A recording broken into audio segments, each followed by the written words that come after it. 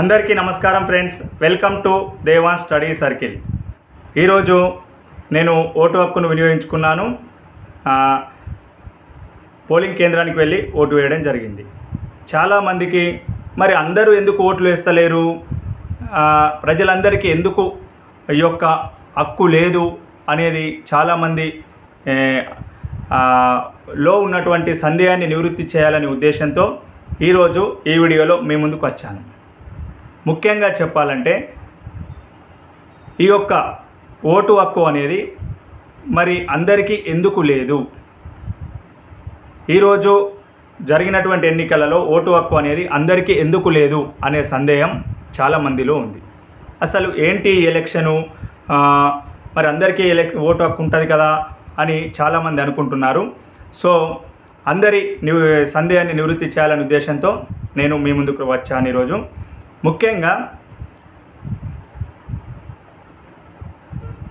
భారతదేశానికి 1947 ఆగస్టు 15 స్వాతంత్రం వచ్చిన తర్వాత మనకు పార్లమెంటు ఏర్పడడం జరిగింది.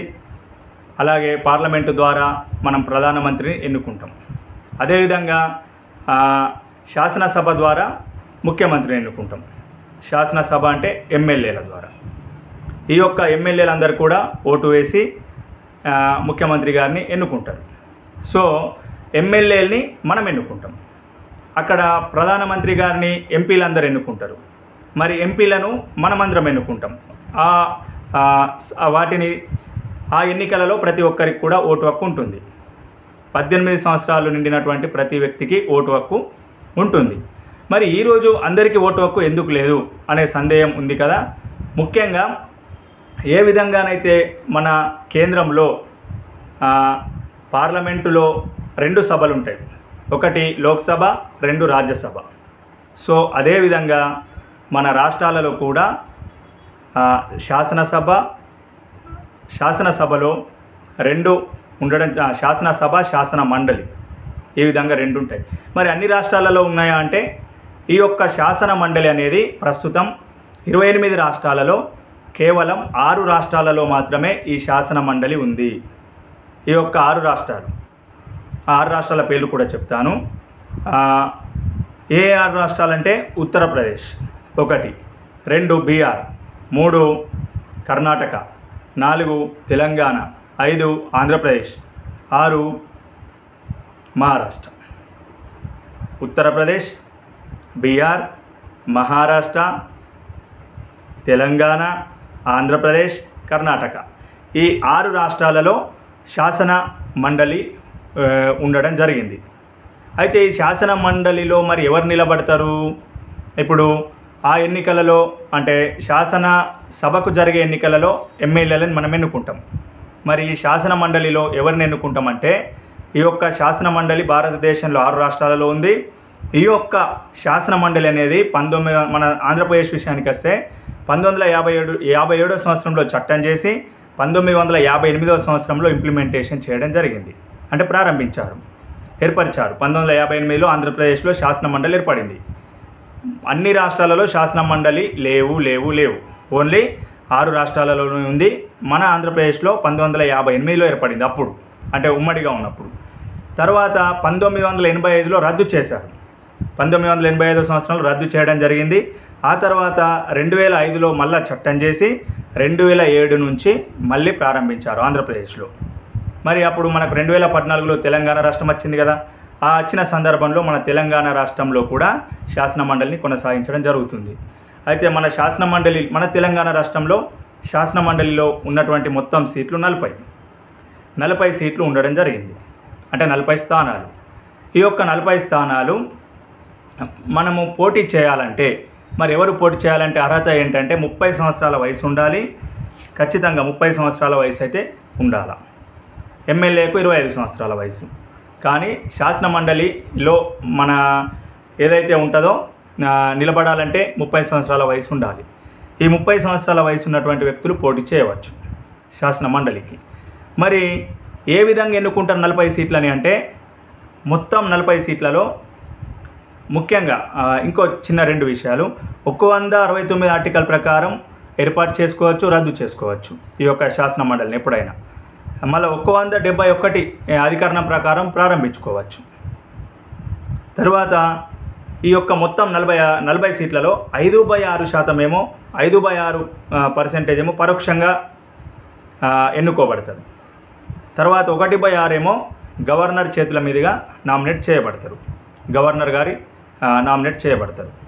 గవర్నర్ గారు నామినేట్ చేస్తారు 1/6 వంతు. అయితే ఈ యొక్క మొత్తం అంటే ఈ 40లో మరి ఎవరెవరు ఏ విభాగంలో వాళ్ళకు ఓటు హక్కు ఉంటుందంటే చూడండి, 1/3 వంతు అంటే 40లో 1/3 వంతు రాష్ట్ర శాసన సభ్యులు ఎన్నుకుంటారు. ఈ యొక్క శాసన మండలి స్థానాలలో 1/3 వంతు స్థానాలు రాష్ట్ర శాసనసభ్యులు ఎన్నుకుంటారు, అంటే ఎమ్మెల్యేలు ఎన్నుకుంటారు. ఆ తర్వాత 1/3 వంతు స్థానిక స్వపరిపాలన సంస్థల ప్రతినిధులు ఎన్నుకుంటారు, మిగతా 1/3 వంతు.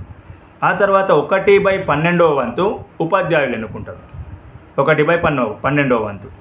ఆ తర్వాత ఇంకా 1/12 వంతు పట్టభద్రులు ఎన్నుకుంటారు, 1/12 వంతు పట్టభద్రులు. ఆ తర్వాత 1/6 వంతు గవర్నర్ గారు నామినేట్ చేస్తారు. అంటే చూడండి, 1/3 వంతు రాష్ట్ర శాసనసభ్యులు ఎన్నుకుంటారు ఆ స్థానాలకు. ఇంకొక 1/3 వంతు మన స్థానిక స్వపరిపాలన సంస్థ ప్రతినిధులు ఎన్నుకుంటారు. తర్వాత 1/12 వంతు పట్టభద్రులు. పట్టభద్రులు అంటే డిగ్రీ అయిన వాళ్ళు. ఈరోజు నేను వినియోగించుకున్నటువంటి ఓటు హక్కు పట్టభద్రుల ఓటు, డిగ్రీ అయింది కాబట్టి. ఆ తర్వాత ఇంకొక 1/12 వంతు ఉపాధ్యాయులు ఎన్నుకుంటారు. ఈరోజు మన ఆదిలాబాద్ ఆదిలాబాద్ జిల్లాలో ఉపాధ్యాయులందరూ కూడా వేసిండ్రు కదా. ఈ యొక్క 1/12 వంతులో భాగంగా ఈరోజు ఉపాధ్యాయ స్థానానికి అలాగే పట్టభద్రుల స్థానానికి ఎన్నిక జరిగింది. మరి నేను టీచర్నే కదా, మరి మీరు ఎందుకు సార్ ఉపాధ్యాయ స్థానానికి ఓటు వేయలేదు అంటే, నేను ఎడ్జిటి టీచర్గా విధులు నిర్వహిస్తున్నాను కాబట్టి ఎడ్జిటి టీచర్స్కు ఎమ్మెల్సీ ఉపాధ్యాయ స్థానానికి సంబంధించిన ఎన్నికలో ఓటు హక్కు లేదు. తర్వాత 1/12 వంతు పట్టభద్రులు, 1/12 వంతు ఉపాధ్యాయులు. సో 30 సంవత్సరాల వయసు ఉండాలి. మరి ప్రతి 2 సంవత్సరాలకు ఒకసారి 3/1 వంతు సభ్యులు పదవి విరమణ చేస్తారు. ఈ యొక్క శాసన మండలిలో ఉన్నటువంటి వ్యక్తులు ప్రతి 2 సంవత్సరాలకు ఒకసారి 3/1 వంతు సభ్యులు పదవి విరమణ చేస్తారు. తర్వాత